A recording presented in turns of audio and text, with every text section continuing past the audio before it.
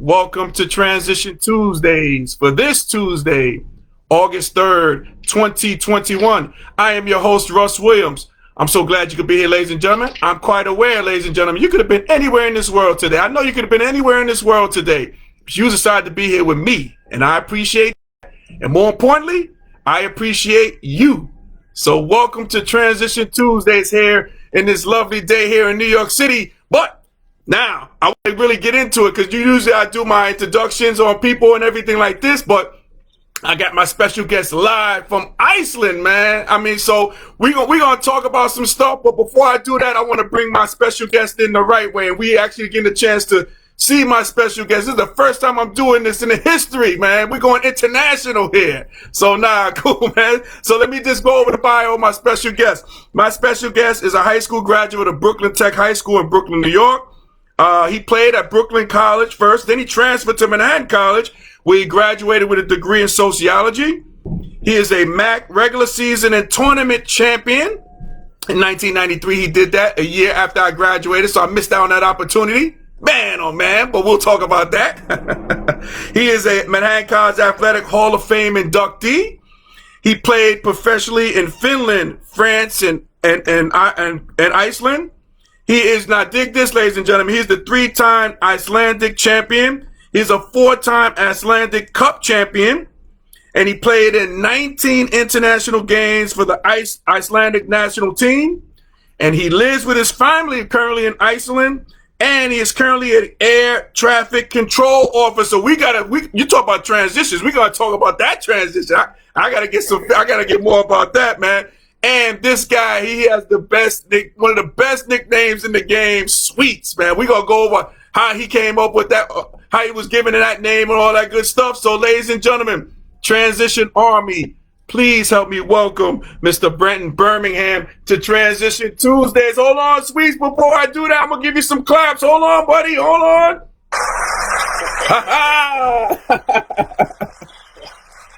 What's up, Sweets? Yeah, that's what's up. Oh my God. What's up, Big Russ? What's up, man? Oh man, this is such a thrill, man. I've always been trying to get this guy on the show, and now we doing it with this different format. Sweets, man, you changed the game on the court. Now you changing the game for me here, man. This is incredible. Getting a chance to see you live. Yeah, you know how we do it. We finally connected. We're making it work. Absolutely. So, Sweets, man, I'm not sure if you're familiar with, and I know, what is it, like 10 o'clock your time right now? Yeah, it's just after 10 o'clock. Okay, just after 10. Okay. So I'll get you in and out of here. We'll get you tucked in the bed. You know what I mean? So yeah, it's all good. No, it's all good. Okay, cool. So Sweets, I play some good music for my guests that come on. So I'm gonna play this little tune for you. I want to see if you recognize this song and tell me what you think when you hear it. All right, hold on one second. I'm gonna play this for you. All right. Okay. Hold on one second. It's coming up. Can you hear that? I can't hear that too well. All right, hold on. Let me pump it up a little bit. Hold on.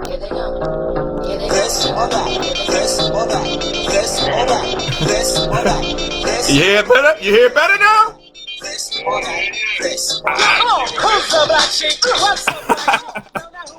Oh, the choice is yours by Black Sheep. Do you remember that song?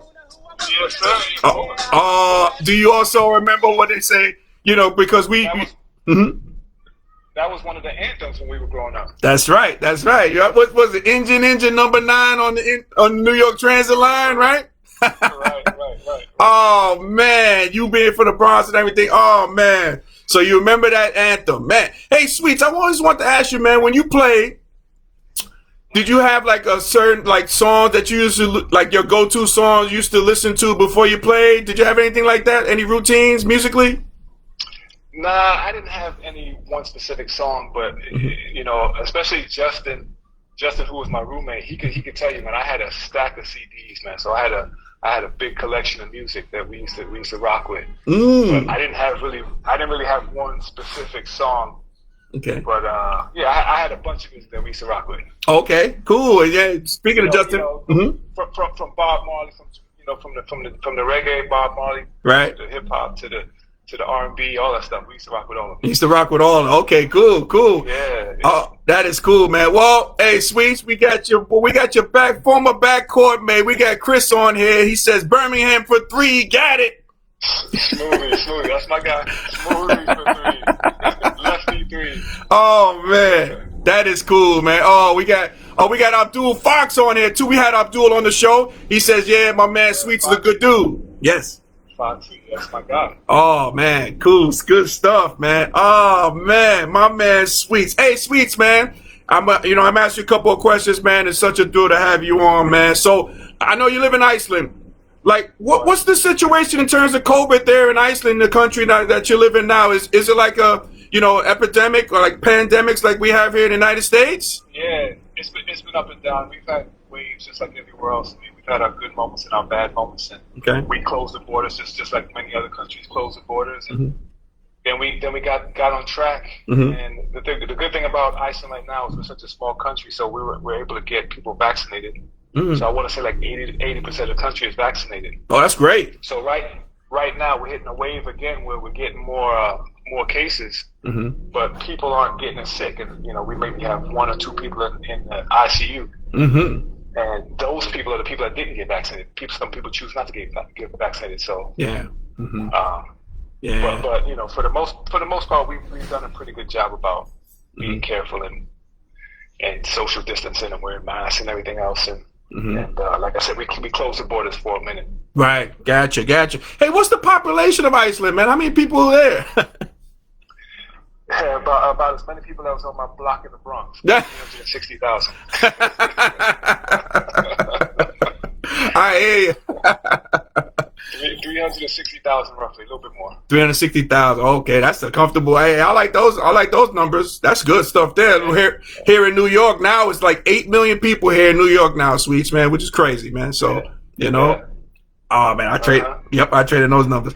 Hey, so Sweets, man. Speaking of nicknames, Sweets, how did you get that nickname, Sweets, man? What are you, a sweet tooth guy? You like sweets, candies, or how'd you get that, man? You know what? That nickname I want to say came from my man Money, Wills. Either Wills, the vets gave me that name. I want to say Wills, maybe Big Bull. Okay. I don't know how many people had their hand in on it, but it's just it started from the preseason when we just was balling and playing pickup, and they took a liking to my game and said I was sweet. They used to call me Sweet Daddy. Then they turned it to Sweet. So I was called both Sweet Daddy and Sweets, and it caught on really quickly. Then Coach Fran started calling me Sweets. I was like, oh, really? Yeah, that's what's up. Oh man! Oh, so it had nothing to do with the sweet tooth or nothing like that. You just had the sweet game. That's what they say. My mentors, the vets, when I came, they gave me that name. They crowned me. They baptized me with that name, and it stuck. The rest is history. It was. That is cool, man. Hey, so Sweets, I know you're from the Bronx, like you mentioned, man. How did you get involved with basketball? Like, who introduced you to it, or how did you get involved with it in the Bronx growing up? Like most kids, you just play street ball. I saw my brothers. Growing up, I was watching my brothers play basketball in the street and park ball and stuff like that. And you follow in the footsteps of your brothers. So I used to go to the park and play ball, and I just started practicing at home and dribbling and this, that, the other, and slowly started, getting more. How do I say? A bigger interest in the game, and I didn't start playing competitive basketball till the 7th grade though. Really? Okay, kind of a late bloomer then. So I started playing competitively in the 7th grade in the Bronx. And then just kept playing from there. Hey, what part of the Bronx you from there, Sweets? I'm from Wakefield. It's up in the north part of the Bronx. Okay. Oh, okay. Ah, man. So I'm knocking on the door of like Mount Vernon, Yonkers. Okay. Gotcha. Yeah. Man. So you got to do so. Like, were you always tall? Cause like Sweet, you like 6'5", 6'6", right? Were you always tall growing up back then, or that gravitated you to basketball, or? No, I don't know if I was probably, I don't know. I wasn't really that much taller than anybody else, but I was probably like 6'2" as a sophomore and junior in high school, 6'2" maybe. Okay. Mm-hmm. And so I was never really that tall, and I was a scrawny kid. I still have a skinny build, but I was a scrawny kid. I got you. Smooth says that jumper was sweet. Yeah, Smoothie know all about sweet jumpers. That's right. Yeah, you both do. Yeah, man. That was a formidable backcourt, man. I tell you, man. Nah. So I know you mentioned high school. So, and I know you went to Brooklyn Tech. So, what made you go to Brooklyn Tech? You know, going all the way to Brooklyn. You from the Bronx, or what made you go to the Brooklyn Tech? You know what's crazy is I applied and registered. Actually, paid my registration fee to go to Rice. Wow. So I was going to go to Rice, and that was really a done deal. My mom paid the registration fee, and everything was done deal. And then I got the test results back when you take the test for the specialized high schools, Bronx Science and Stuyvesant and Tech, and I got into Tech. And I don't know, somewhere between paying that fee for Rice and getting that result that I got into Tech, my mind started to turn a little bit. And somewhere along the way, I don't know why, I just decided, you know what, I'm gonna back out and I'm gonna go to Tech.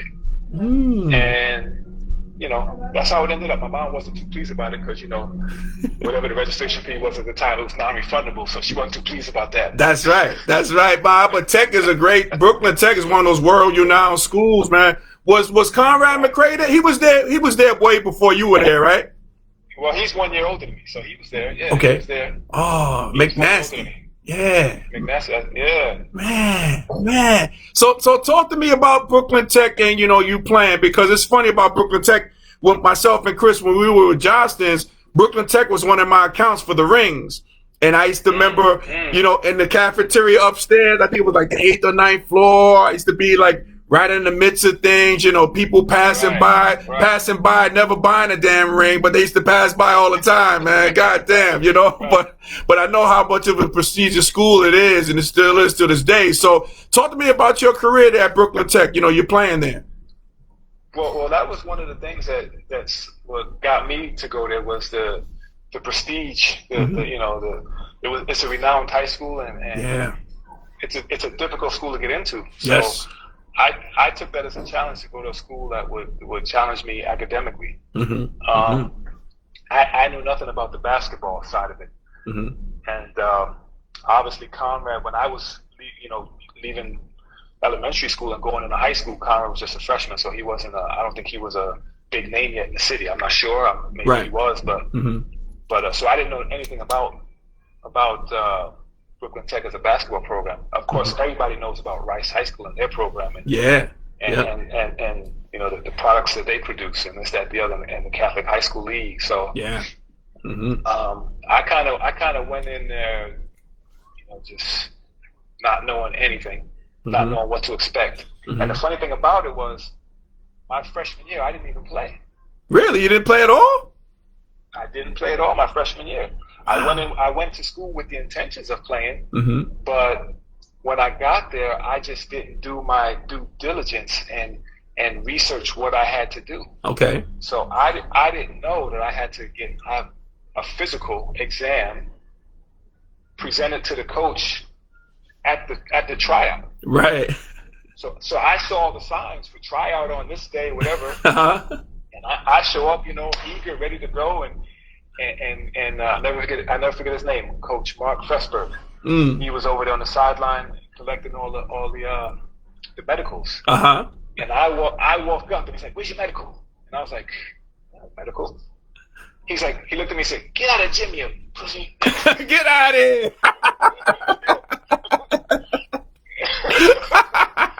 Threw me out of the gym.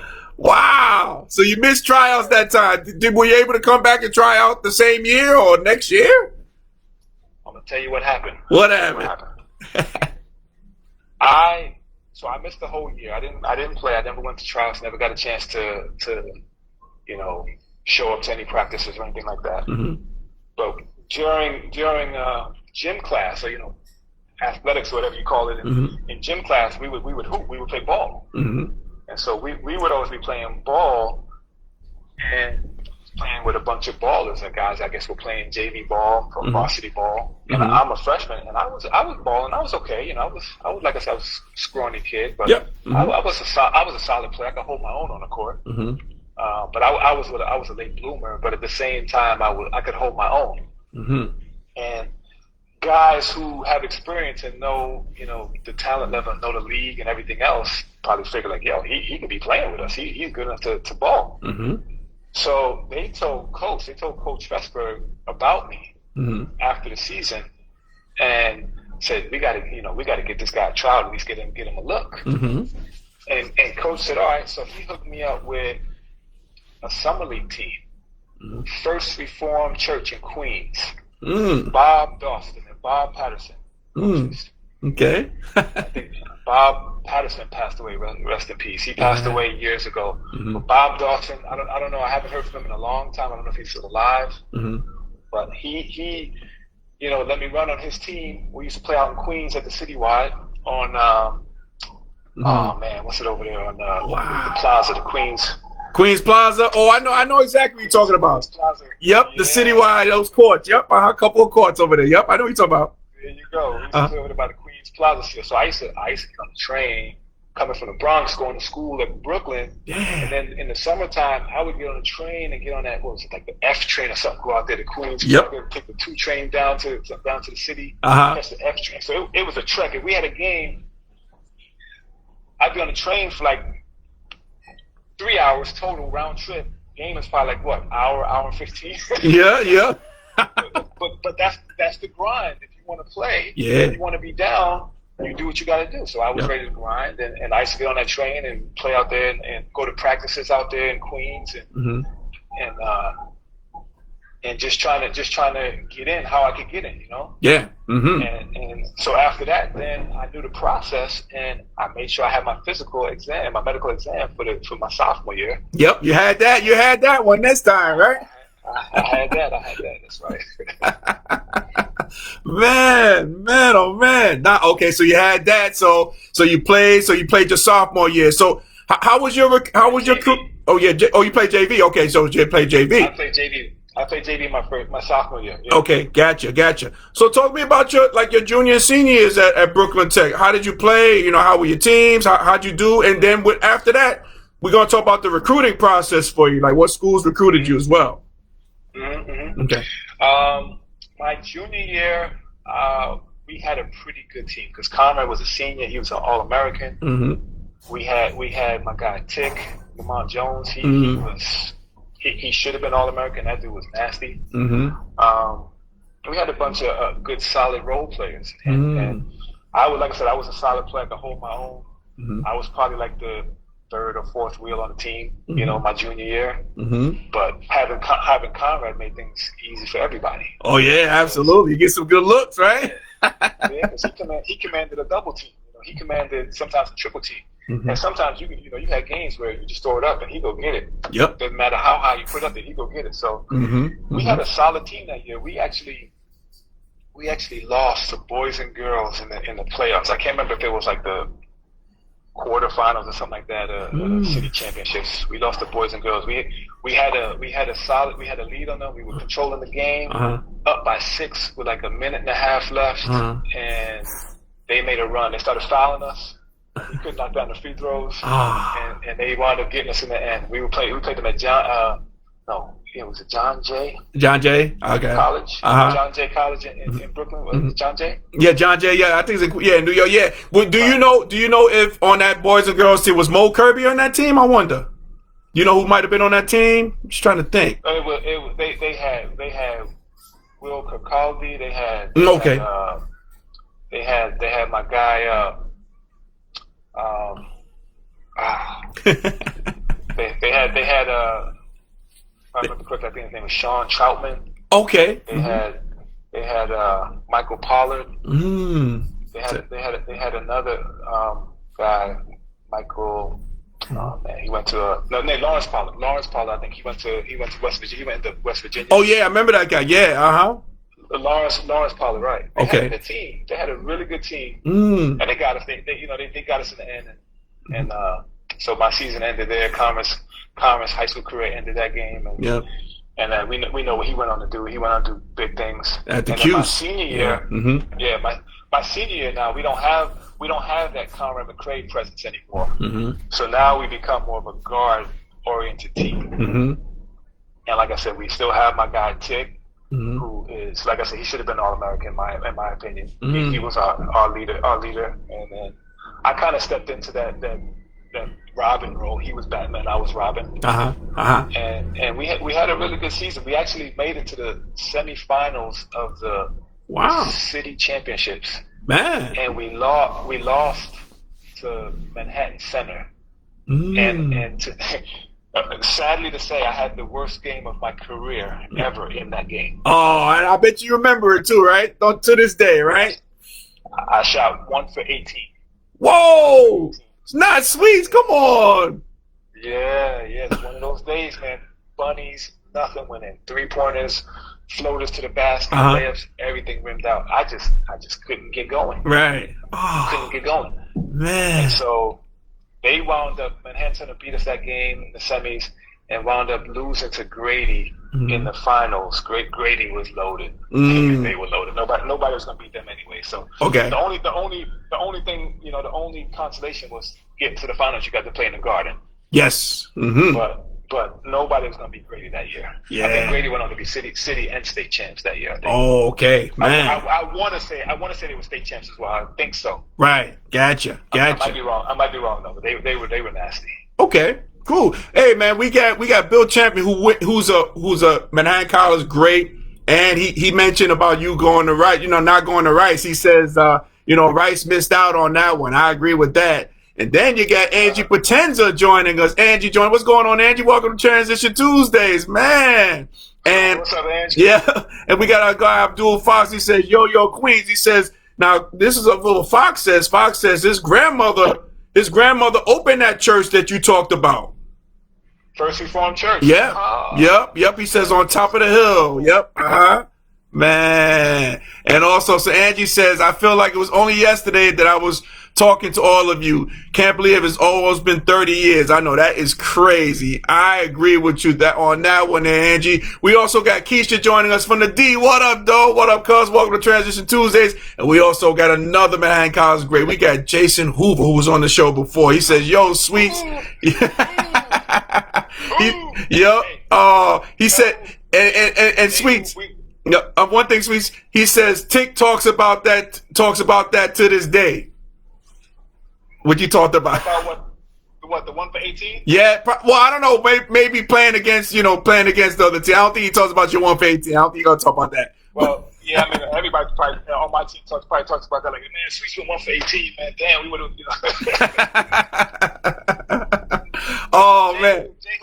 We were just talking about Jay Hoop because Jay Hoop came to play out here with my club out here in Iceland. He came out here. Oh, okay. So nice. So people over here send a shout out to Jay. They still remember him. They still love him. Oh. So big shout out to Jay Hoop. Yes, sir. Jay was out here. Oh man, that's cool. And Jay also says Lamont Jones. I don't know who that is. Lamont, that's Tick. Okay, that's Tick. Okay, cool. That's my point guard in high school. Cool. And we got my boy Jason Ben, another Jasper great, man. He says Jasper family joining us. So man. Oh man. Jasper fan. That's what's up. That is cool. Hey, so Sweets, man. So Brooklyn Tech. So how was the recruiting process for you, man? Were you heavily recruited going to college, or how was it for you, man? Like I told you, I was a late bloomer. I was a scrawny kid. I was probably about 6. As a senior in high school, I was probably about 6'3", pushing 6'4". But I was scrawny, man. I was like 175 wet. Right. So the thing about it is, if you're gonna get recruited at the higher levels, you have to be a 6'3", 6'4" guard on any level. If you're gonna get recruited, you gotta have something special. And I was okay in high school, but I wasn't anything special. I didn't have anything. So I didn't have what it took to make coaches say, you know what, he's on the top of my list. He's in my top 3. So I had schools like NYU was on me hard. NYU, I almost went to NYU. They was on me hard. They want me hard. And then Hampton. It wasn't Hampton University. It was Hampton Institute back in the day. Wow. Okay. Hampton brought me out on a visit, and then they were Division II at the time. And then the only real D1 school that I had that was showing me some love for a minute was George Mason. Wow. Okay. But George Mason backed out pretty early in the process. Hampton brought me out on a visit, official visit, and then they had an assistant coach who was a recruitment. His name was Bobby Dandridge, played in the NBA. Oh yeah, I remember him. I remember Bobby Dandridge. Yeah, played for the Bullets. Dandridge, yeah. Yep. So he came to watch me play a high school game. And I think after that game, he was just kind of like, nothing special, So to tell you how I got to Brooklyn College, yeah, I have to bring in my mentor back in those days, James P. Sullivan. He was my high school coach my junior year. Okay. And then because he didn't have tenure at the school, they wound up firing him and bringing in another coach. So we had a different coach my senior year. Okay. He went on to coach at Tilden. Wow. The following year. Okay.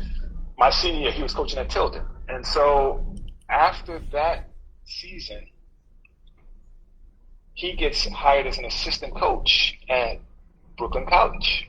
And he's telling the head coach, well, my nickname wasn't Sweets then, but I'll refer to myself as Sweets. He's like, hey, you got, there's a guy at Brooklyn Tech, Sweets, you got to sign him. You got to bring him in. So he's trying to convince him that, see, what happened is, I had started playing with the Gauchos. Okay. I was a junior. And like I said, I'm a late bloomer. I'm playing in the Gauchos as one of the premier AAU programs in the country. Country, yeah, Gauchos, yes. I mean, you got these names on the team where you're like, dude, I don't even know if I should even be carrying the water for them. You know what I mean?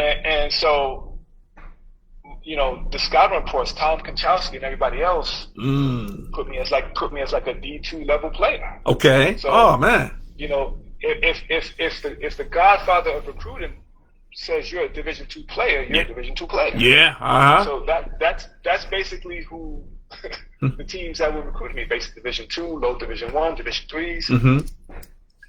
And so at the time, Brooklyn College was a Division I program, and they were an independent school. They weren't in a conference. Okay. And Coach Sullivan gets the job as an assistant, and he's telling the head coach, you got to bring him in. You got to come look at him. You got to see him.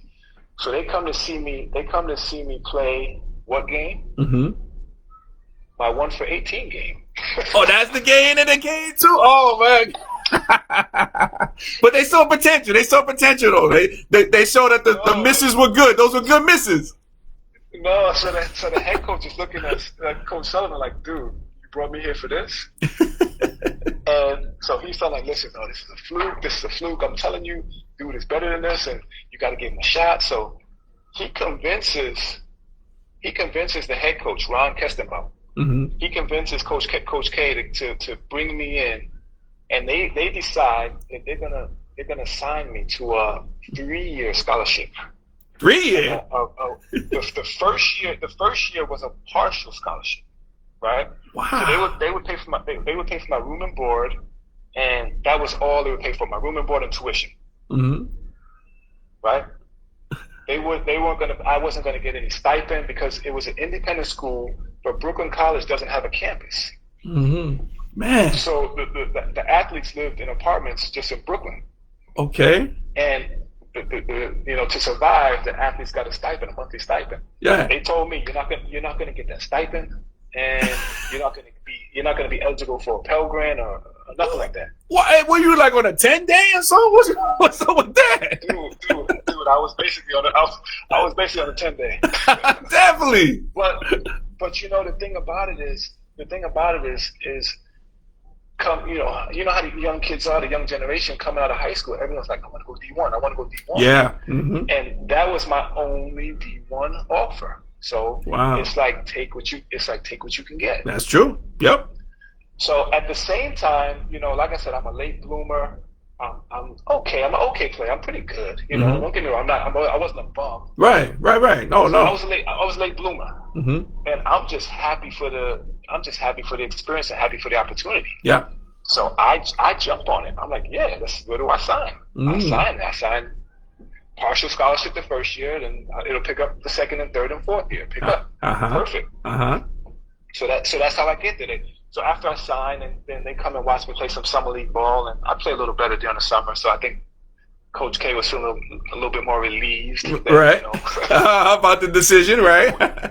Right. He was feeling a little bit more relieved, and that's it. So I go my freshman year and you know, try to earn my way into the team, try to earn my position into the team, and work for mine. But that's how I got there. That's how I got to Brooklyn. Coach Sullivan, who passed away. Coach Sullivan passed away. Rest in peace. That was my mentor.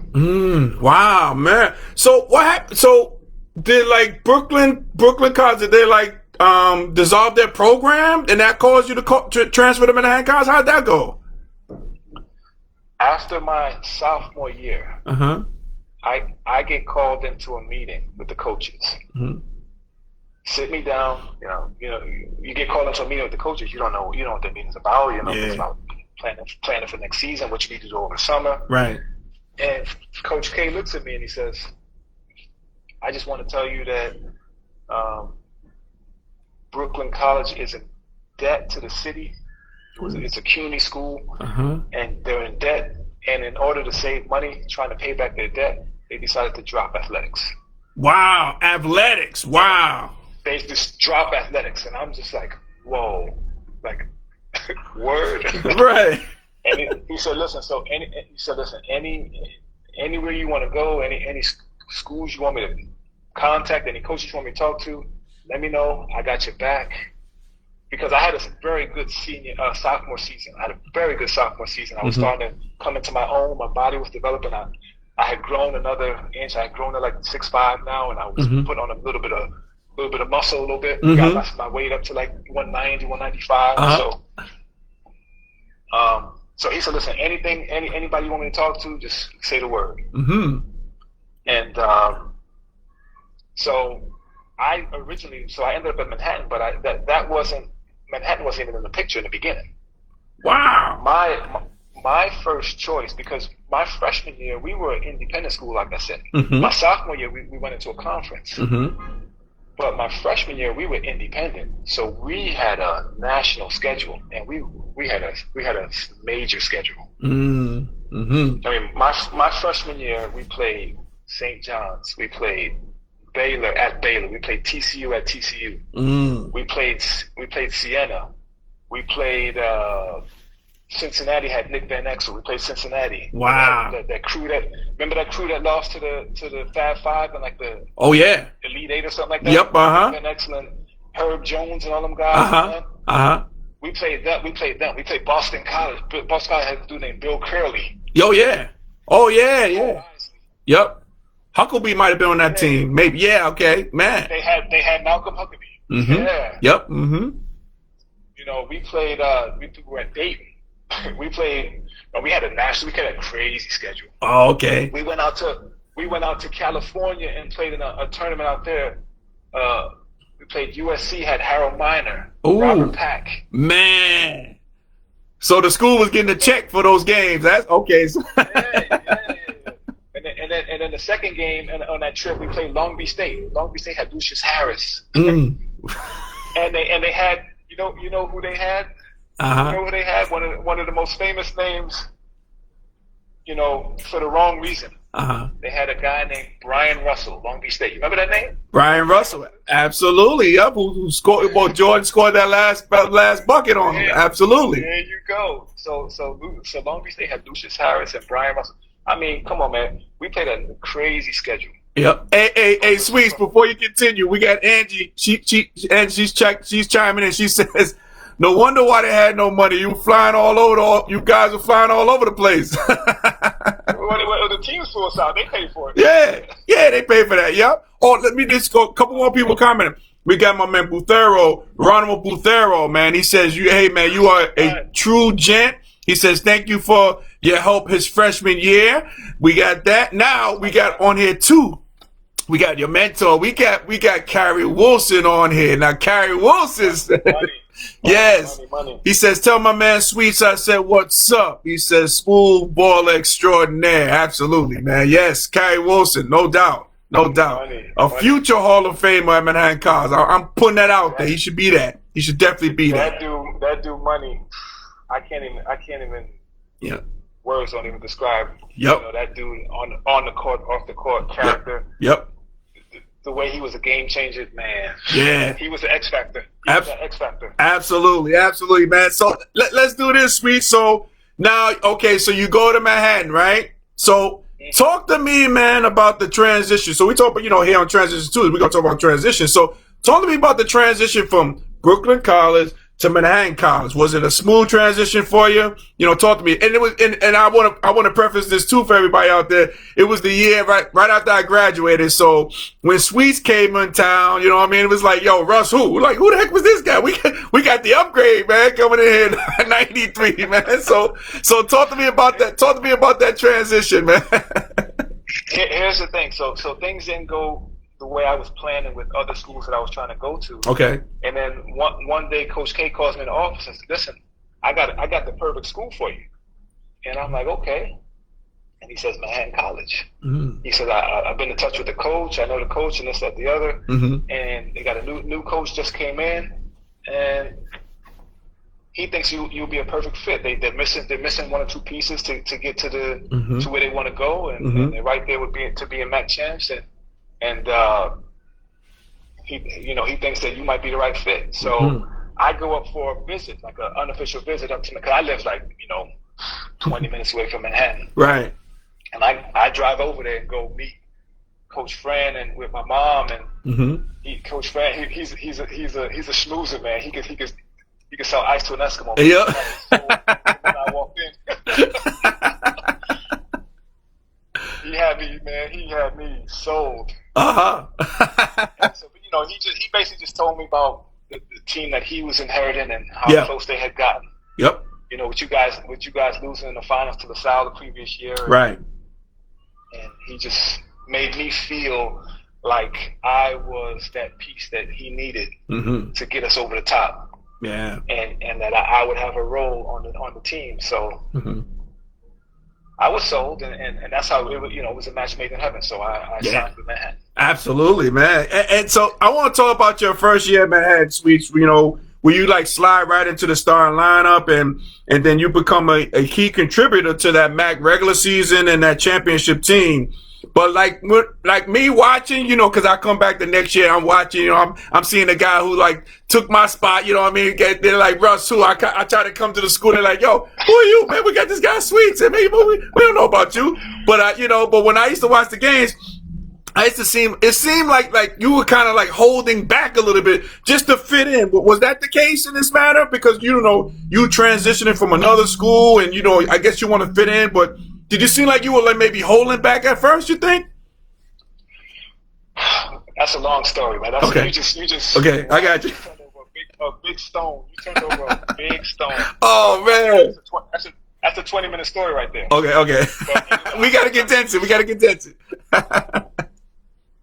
So I'll give you the short version. Anyway, okay. First of all, the transition to the school was smooth because of the guys that were on the team, the veterans. Those guys made me feel welcome from day mm-hmm. one. Mm-hmm. And everyone that was there made me feel welcome, and I never felt any animosity towards me joining the team, right. which was lovely. Yeah. So that was smooth. Mm-hmm. You mentioned that I slid straight into the starting lineup. That wasn't the case either. When we were in practice in the preseason, we had the white team and the green team. Mm-hmm. And one of those teams, I can't forget what color, but one of those teams was basically the bench players. Right. Always playing against the starters. Uh-huh. I was on the bench team for the whole preseason. Mm. So, and that's what I expected. I expected to become a sixth or seventh man. So it wasn't like you just came in and slid right into the starting five. Okay. Right before the season started. Maybe like a week before the season started, Coach Fran called me in the office. And whenever you get called into the coach's office, it's like, oh man, what did I do now? Was I late for study hall or something? Yep. Yep. he said, "Sweet, man, I just want to let you know, man, you've been working hard, and I really like what I'm seeing from you, and I want to let you know you're going to be on the green team tomorrow." And I'm like, "Oh, okay, all right," you know. And that's how it ended up. So it was like last minute decision, I think, by the coaching staff. But getting back to your other point, it was a little bit of everything. I mean, Coach Fran was a tough coach. He was a hard-nosed coach. He was a disciplinarian. Yep. But at the same time, knowing the team that I was joining, I wasn't trying to come in and be Superman. Right. Yeah, you didn't have to, right? No, I didn't have to, but also that wasn't my role. I knew that. We had first of all, we had Big Bull. Yeah. It was his team. He was the king, and we were just his apprentices. Yep. And that's the way it was. Yeah. So I just tried to fit in, of course, but also be aggressive at times, but I didn't look at it as my role. I didn't see it as my role, and I never got that from the coaching staff that we need you to do more. So I got that towards the end of my junior season when we were in the MAC finals, and I had a very poor MAC tournament. Very poor. I basically disappeared, and that's when Coach Fran really let me hear it. He let me hear it like I don't know what. After we won the championship, we were in practice, and I don't know what happened, but he just chewed into me. And that's when I really first got the sense, like, I'm letting him down, I'm letting myself down, and he expects more from me. Yeah. So going into my senior season now, I kind of fall back into that same kind of. I've always been told this throughout my career. It's like I'm too unselfish. Like I'll get to the basket sometimes and try to dish it, try to find somebody to dish it to.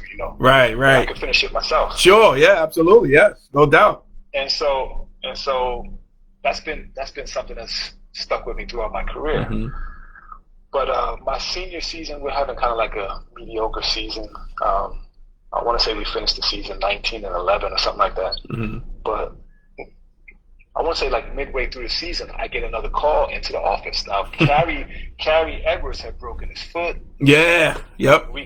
We had what they called people call the big three. Then it was me, Carrie, and Jamal.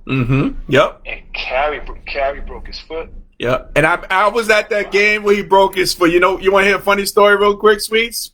I remember because it was when you guys were warming up against Fairfield, and like Carrie Edwards, he was coming to break my scoring record. He says, "Russ, I'm getting you today. I'm getting you today," and then he broke his foot. But continue, man. He broke his foot. Yeah. That was terrible. So anyway, he's out, and I never forget this. We were at like a sponsor dinner or something like that. I don't know, one of these meetings with sponsors, and the come and we have some dinner.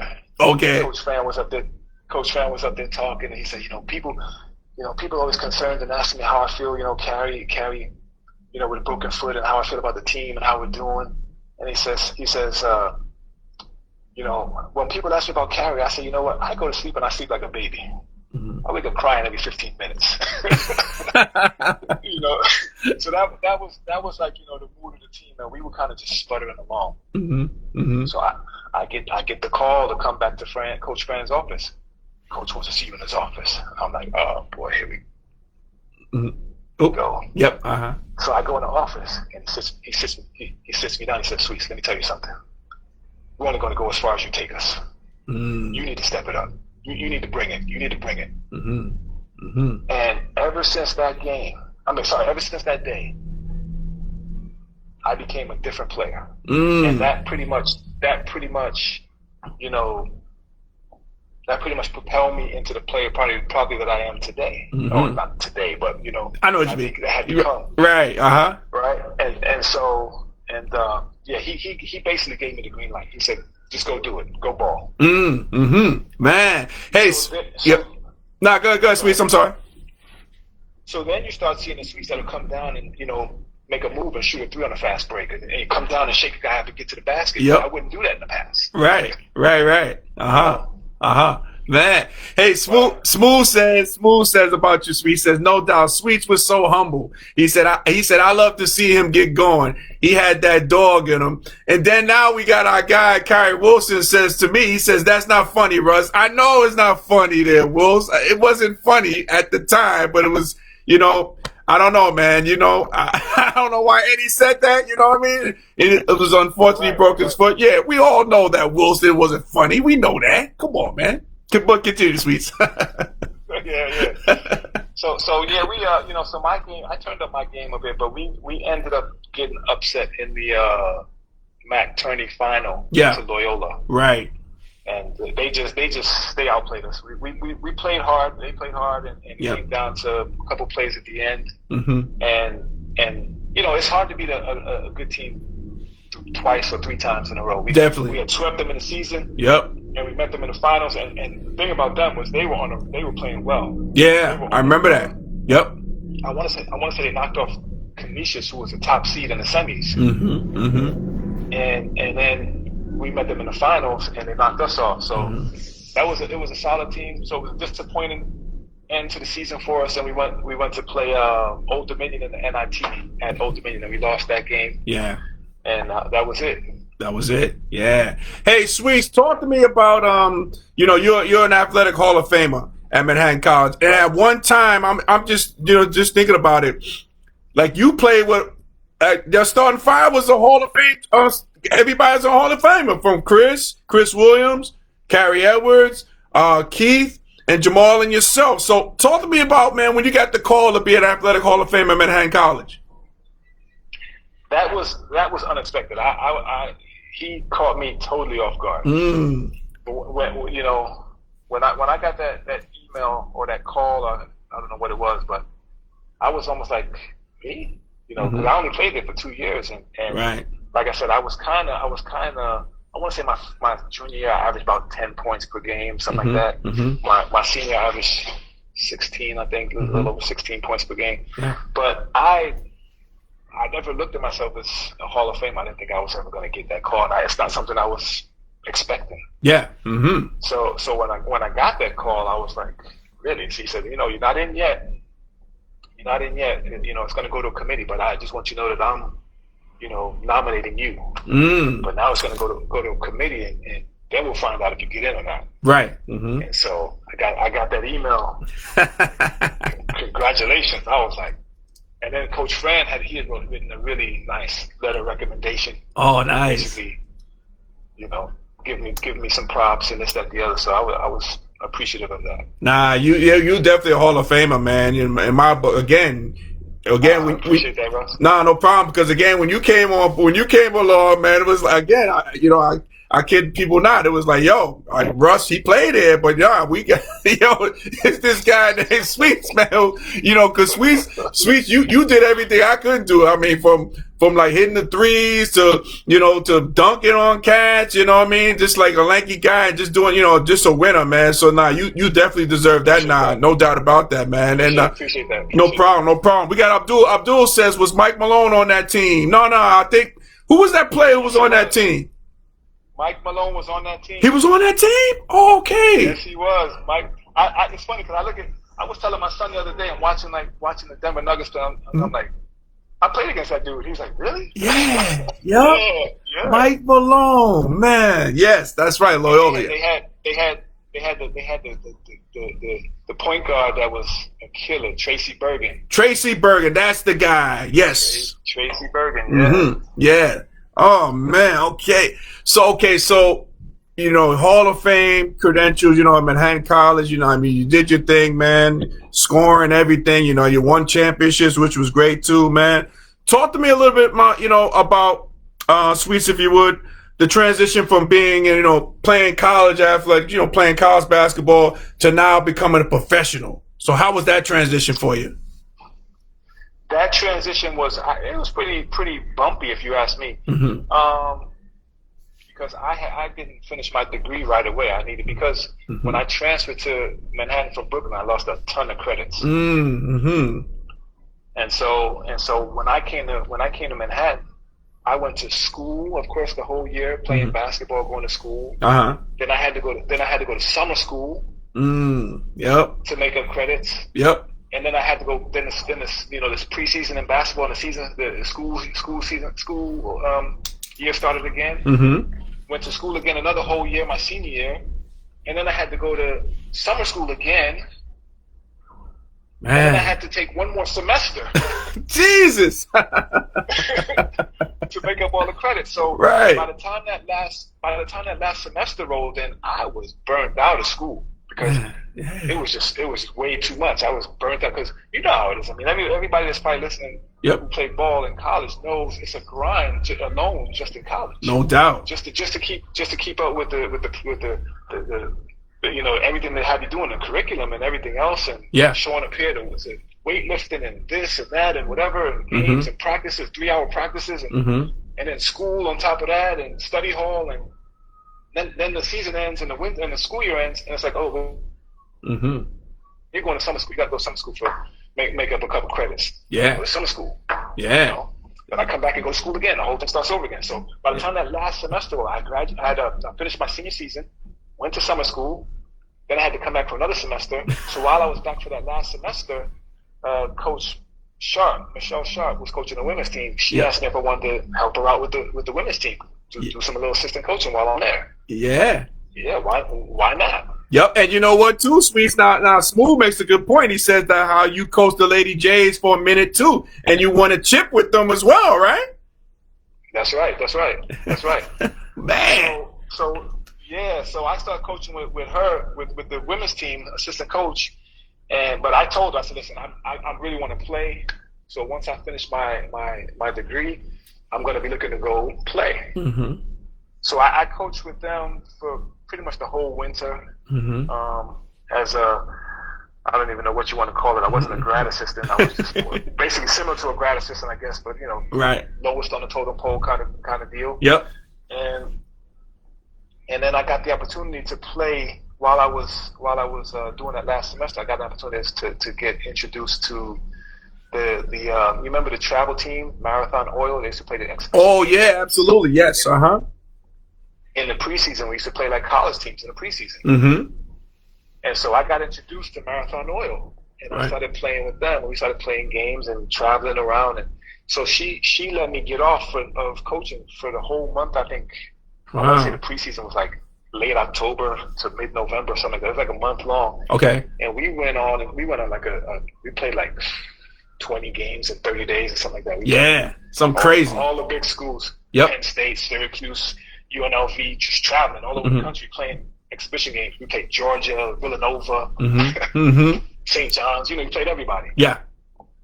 And so after that, the coach of Marathon Oil, Glenn Sargent, he calls me in the spring or late winter / spring of '95, and says, "I know you want to go overseas. I got a team in Finland that's looking for a player to a replacement player for the playoffs. One of their players, I guess, just up and bounced, just left."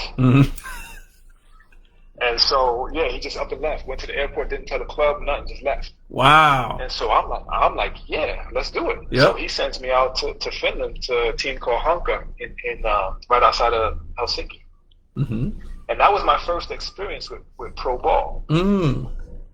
How was that? And so it was good, but it was good, but at the same time it was tough because this, we didn't have cell phones back then. Mm-hmm.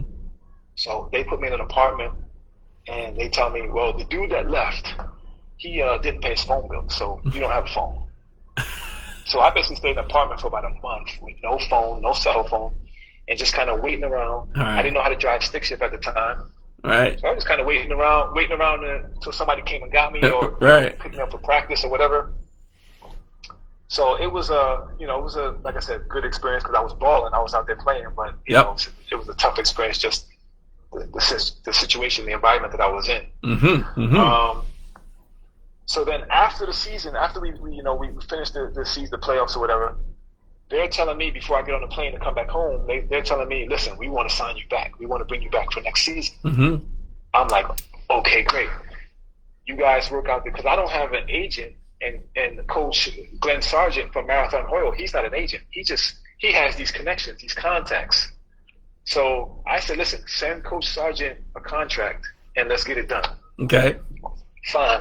So I come back home, and I'm just home in the Bronx, and I'm doing my thing. I'm working out. I'm just trying to stay in shape and get ready for that call. When am I going out? And I never get that call. Wow. And so I'm always waiting. And so I called Coach Sargent one day, and I said, have you heard from them? And, you know, they said they were going to send you a contract. He says, listen, let me give them a call, and I'll get back to you. Mm-hmm. He calls them up, calls me back a little bit later and says, listen, they already signed the guy. Mm-hmm. They signed someone in your position. I'm like, really? Who'd they sign? Brian Reese. I'm like, oh, damn. I can't be mad at that. Right. Mr. National Champion, I can't be mad at that. Right. You know, I'm like, oh, well, you know, it is what it is. Man. I would have done the same too. You have me, and then you got, we get offered Brian Reese. Who am I going to take? Mm-hmm. Yeah. And it's a no-brainer. That's a tough one.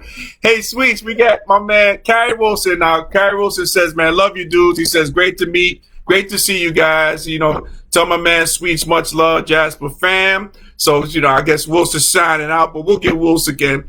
And yep. And then love to Wilson. Yes. And then Wilson also says, thank God for Potenza. Yeah. You already know. Yep.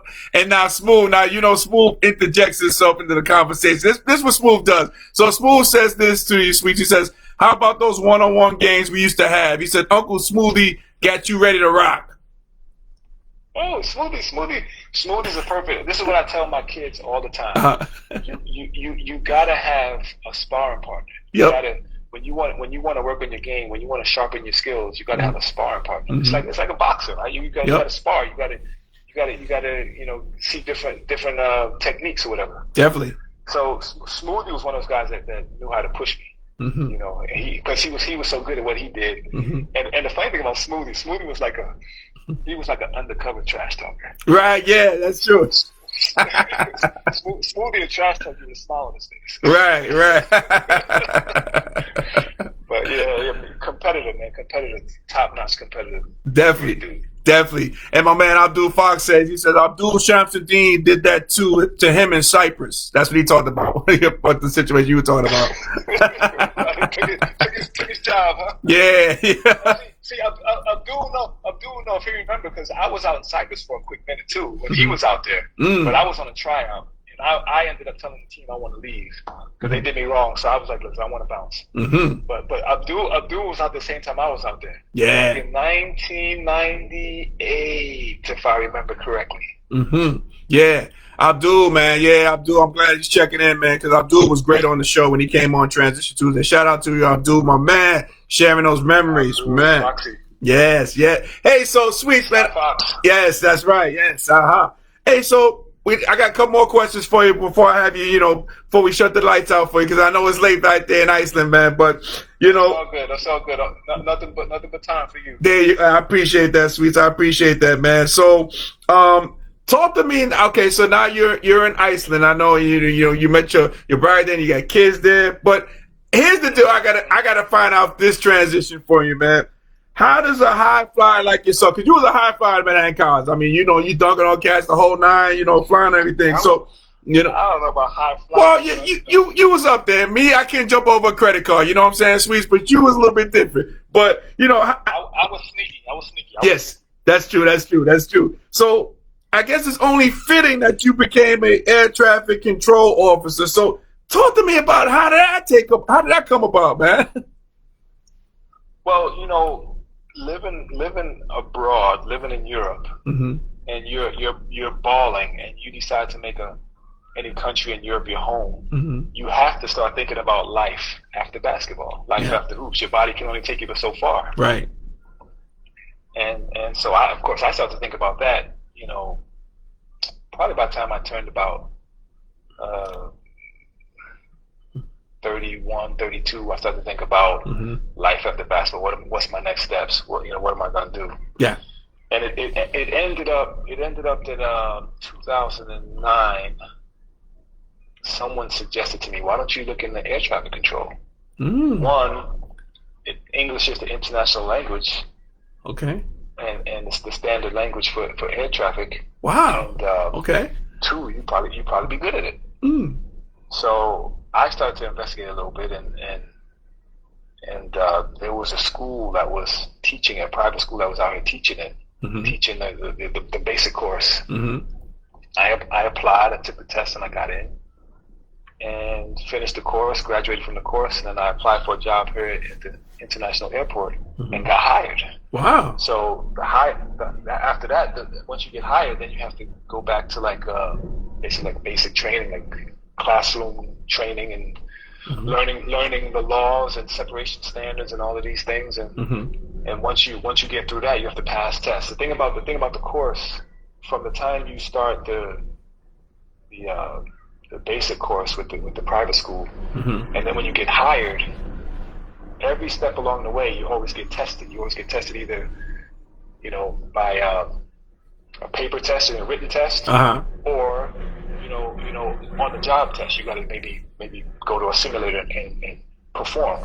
You only get one retake. So if you fail a test, you only get one chance at a retake. Wow. Okay. If you fail the retake, they tell you, there's the door. Don't come back.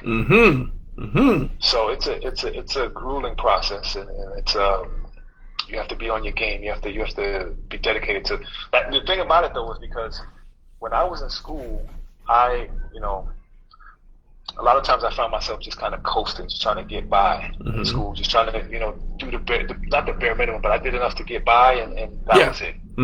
Yep, I was the same way too. When I got into school here, when I got into the air traffic control school, and now you have a family to support, and you also get into something that interests you, and something that has your attention.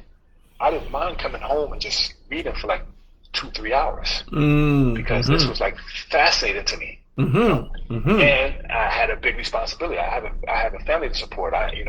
This is my life after basketball, so I need to get in this. I can't screw this up. Right. And so it worked out. Of course, I made it through the course. I got hired. I made it through that. I made it through the training, and then the final exam is just on the job. You're working in whatever it is. At that time, I was working in the radar. So the approach or the radar, they work in the terminal area, and you're basically separating aircraft that are airborne. Whoa. You just have like a radar screen, and you have like targets moving, and you're just trying to keep them separated. And what the approach controller does is the approach controller is basically working the airport. So I have all the traffic that are either coming into the airport or leaving the airport.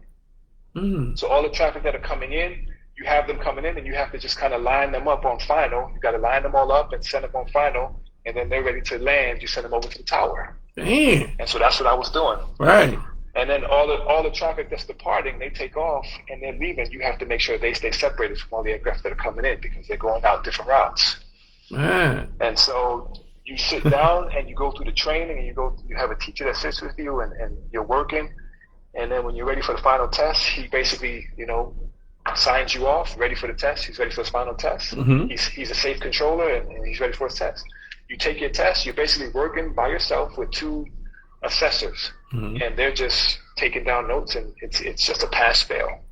Either you have some kind of mistake where you have SEP loss, or you have some kind of situation, or you work the traffic fine. They see that you're safe, and they say, okay, he's a safe controller to work on his own.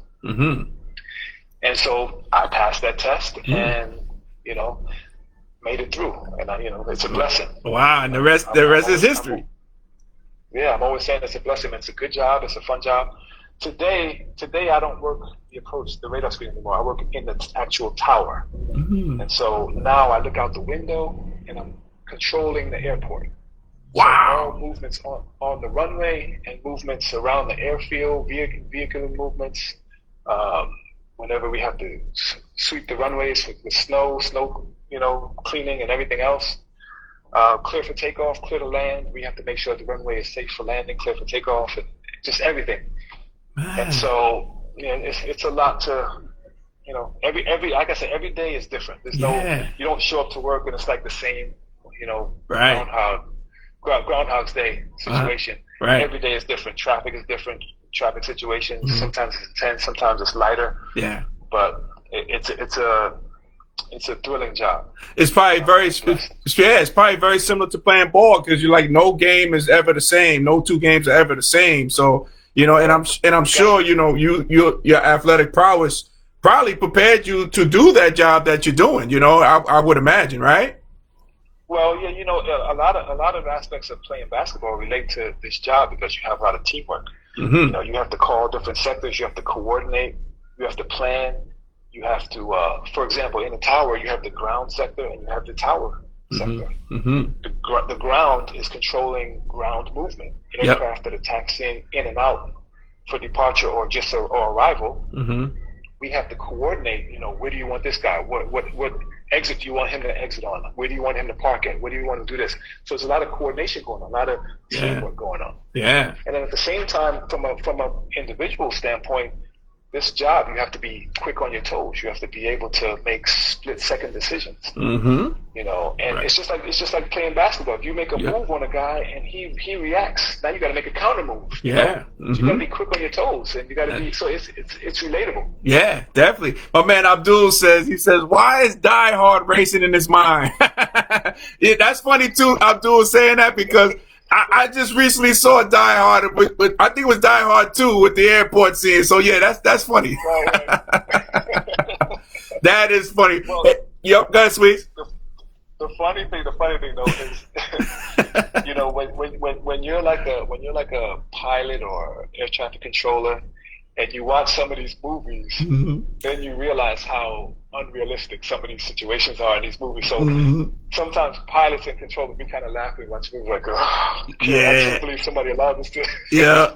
Oh, realistic. Yeah. Hey, Sweet, I got one last question. I'll get you out on this one, man. So I know you've been living in Iceland for for some fairly long time. Do you see yourself ever coming back to the States?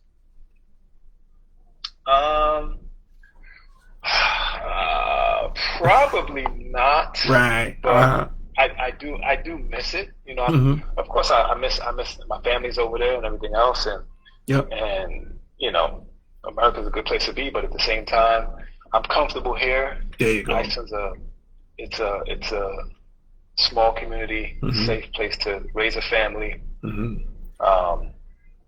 Fresh air, clean water. We drink the tap water. Oh man. So not here.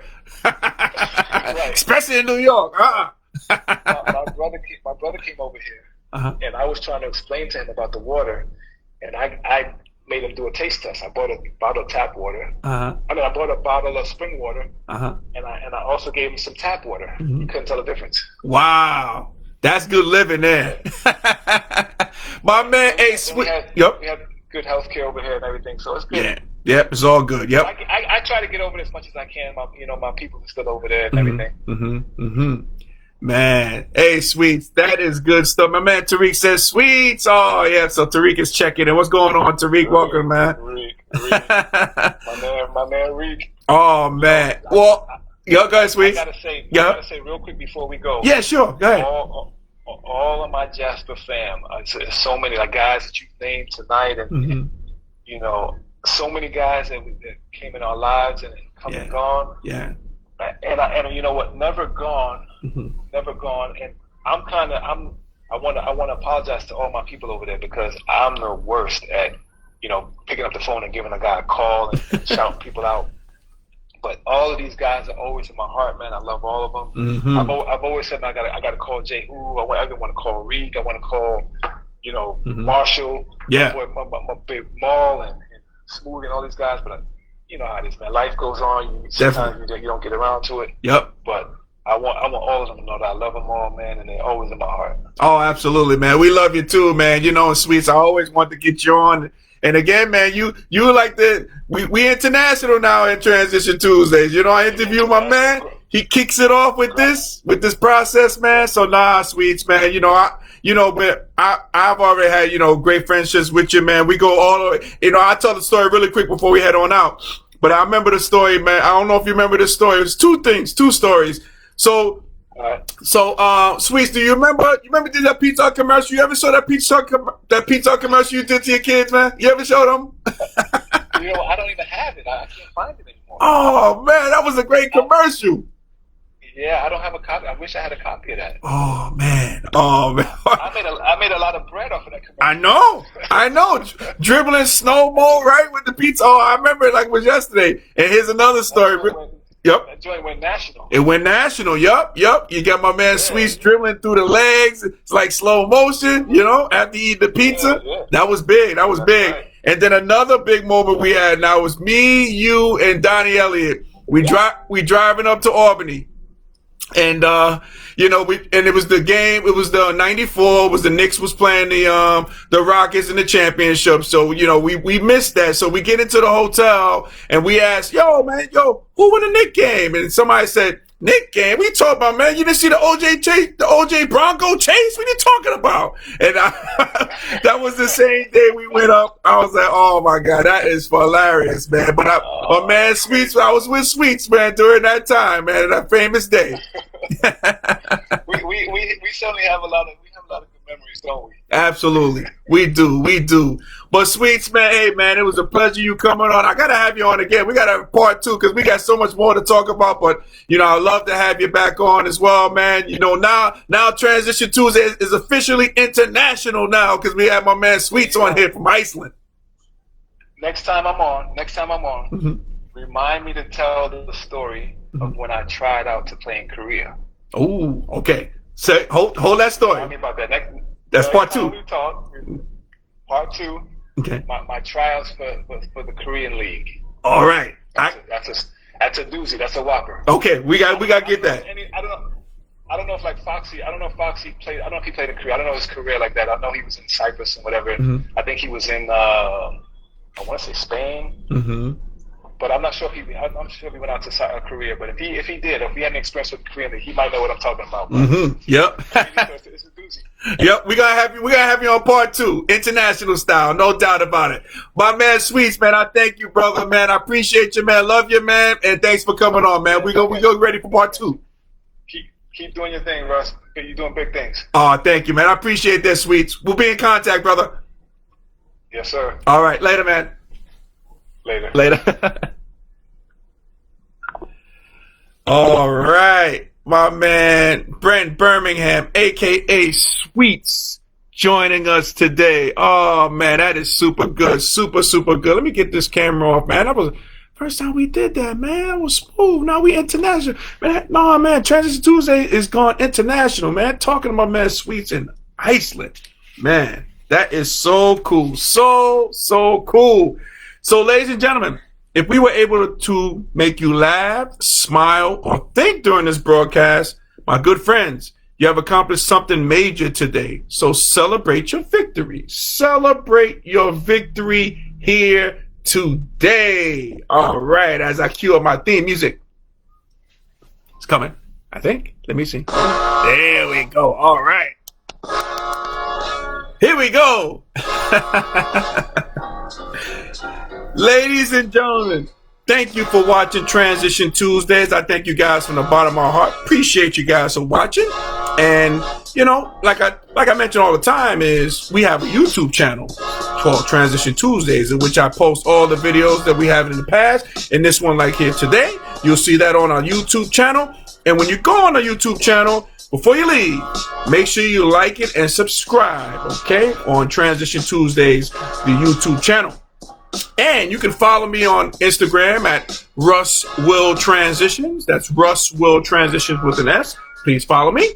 And major shout out to my man Brenton Sweets Birmingham, man, for joining us here today in Iceland. We are international now. Check it. We doing. That's what we doing. And that was part 1. We're gonna get part 2. We're gonna get Brent back on here again to tell that story about trying out Korea. We're gonna get that story. We're gonna get that in part 2.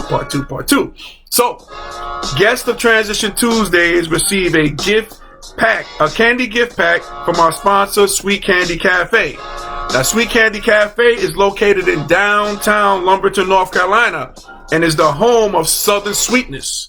So after the show, we're almost done here. So after the show, I want you guys to head on over to sweetcandycafe.com. for all your confectionery needs, okay? And that's sweetcandycafe.com, because we believe in and we work with small businesses, okay? So that's so important.